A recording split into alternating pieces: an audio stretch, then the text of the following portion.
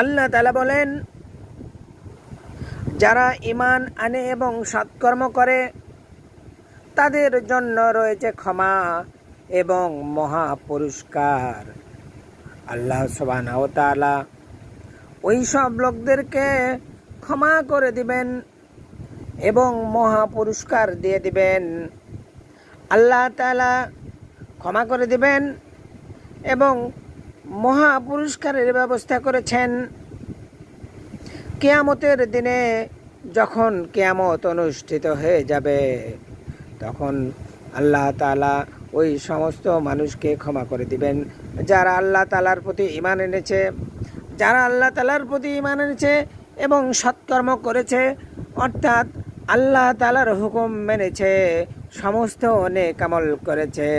নেক আমলের বদৌলতে আল্লাহ তাআলা ওই সমস্ত মানুষকে সমস্ত জীবনের পাপকে ক্ষমা করে দিয়ে সমস্ত পাপকে ক্ষমা করে দিবেন। ওই সমস্ত মানুষের পাপকে আল্লাহ তাআলা ক্ষমা করে দিবেন এবং তাদেরকে মহা পুরস্কারে পুরস্কৃত করিবেন, হাসরের ময়দানে পুরস্কৃত করিবেন।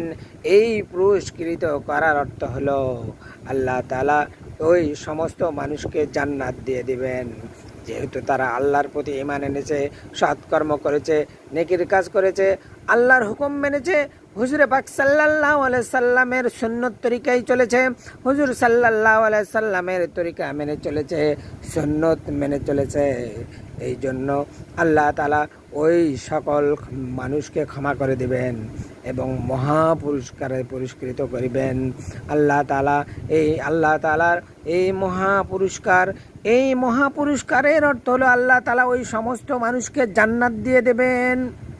এই জন্য বন্ধু সকল, সম্মানিত হাজিরিন, আমরা অবশ্যই আল্লাহ তাআলার প্রতি ঈমান আনব এবং সৎকর্ম করব, নেক আমল করব, আল্লাহ তাআলার হুকুম হাকাম মেনে চলব, হুজুর সাল্লাল্লাহু আলাইহি সাল্লামের তরিকা মেনে চলব।